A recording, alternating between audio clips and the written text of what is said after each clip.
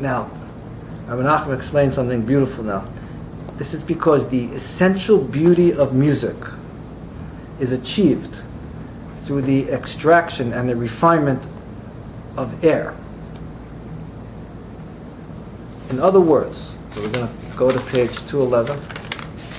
I don't know why he says it again here. I don't understand this. The aspect of music comes essentially through the refining and the extracting of the good air from the bad air. He said this already 3 times, 4 times. I have no idea what's going on. I listened to a few tapes. I got to go deeper. But when a person brings all this energy out at once, you know what I mean? Then it's mixed.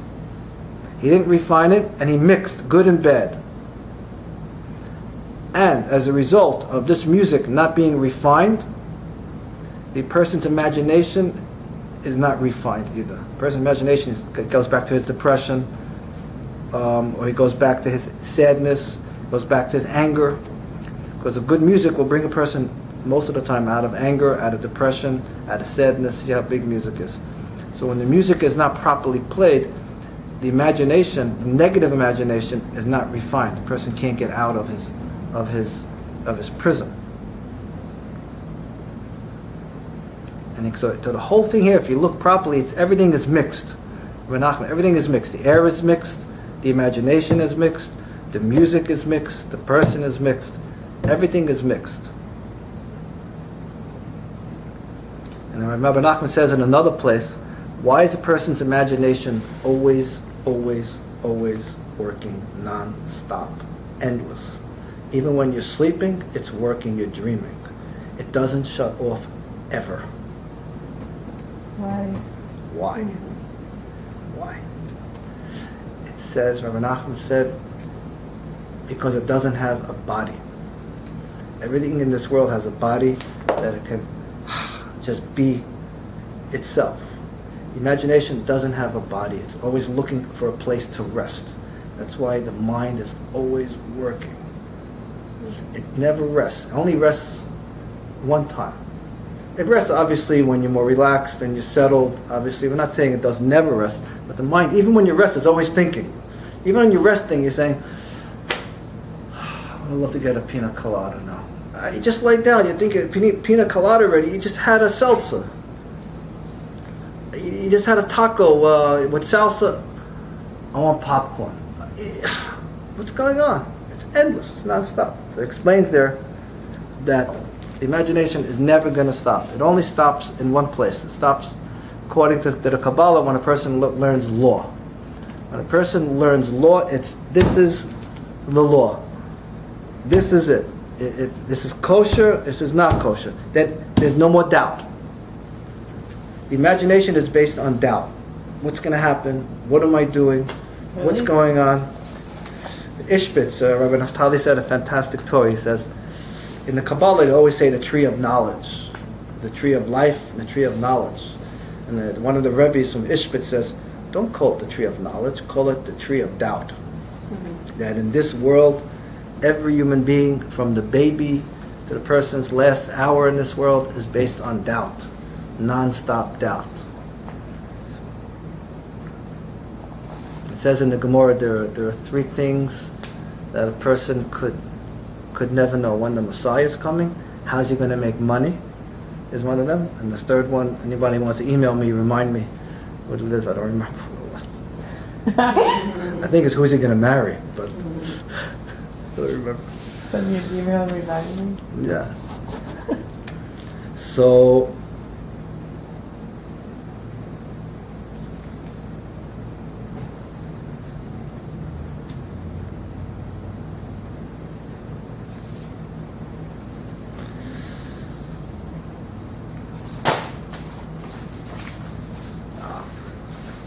when a person is also very nervous, his breathing goes off. He's not breathing properly, he's always afraid because his imagination is out of control. The person is not settled because the imagination is non-stop. Because he's not in control of himself.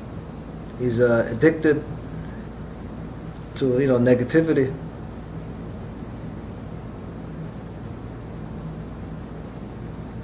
Because a person can't get clarity. So his imagination is running wild. However, if he has the aspect of the hand, that gathers and extracts the aspect of the good wind from the bad wind, then he could subdue his imagination, meaning that he's refining things. This person was good to me, this person was not good to me. This person I don't like, this person I like. I like to go to this shul, I don't like to go to that shul. I like to learn this, I like to learn that. So he starts to refine things. And that's the famous saying, by the hands of the prophets I have been imagined, because the prophecy is the most refined part of the imagination.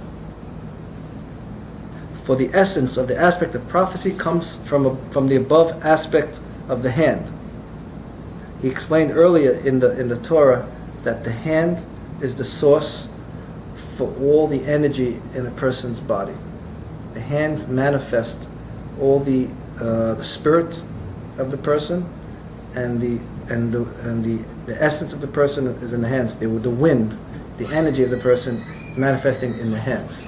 The music, play music. You write. You're in the keyboard. Everything is in the hands. And that's why the musician has such power. That's why music has such power in the world today. Because Rabbi Nachman says in another place that a singer, most singers are very foolish. Why? Because they're singing about love, and they sing and they sing and they sing, but they can never. After music, the highest level of music is prophecy. And it explains that musicians can only go so high in their music. Frank Sinatra can only go so high. Metallica can only go so high because it's limited. But it says when Mashiach comes, it's going to be an eighth octave, not 7. It's going to open up a whole new world. So it says that the musician, even though he gets to a very high level in his music, he can never get to the next level, because the next level is prophecy. It's only for certain very refined people.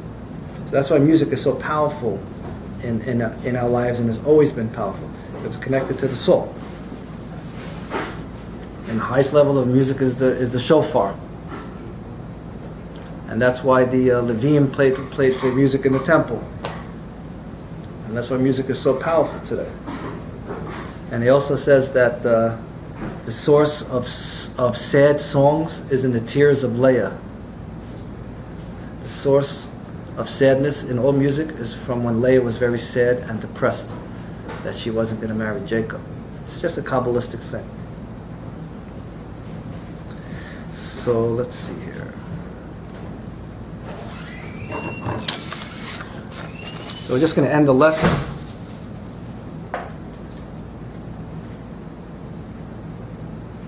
So just to wrap it up, we're not going to wrap it up. He says here that when a person hears healthy, sweet, nice music, a person's imagination relaxes.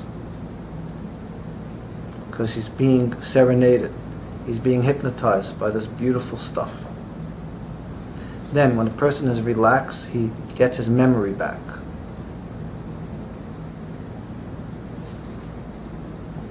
Which means, Rabbi Nachman says, when he merits his memory, when he gets his memory back, when he gets clarity, which is the aspect of his knowing how to understand all the hints that are in each thing in this world. These hints are the aspect of the vitality of God. The aspect of the feet of holiness that are enclosed in all that exists in this world.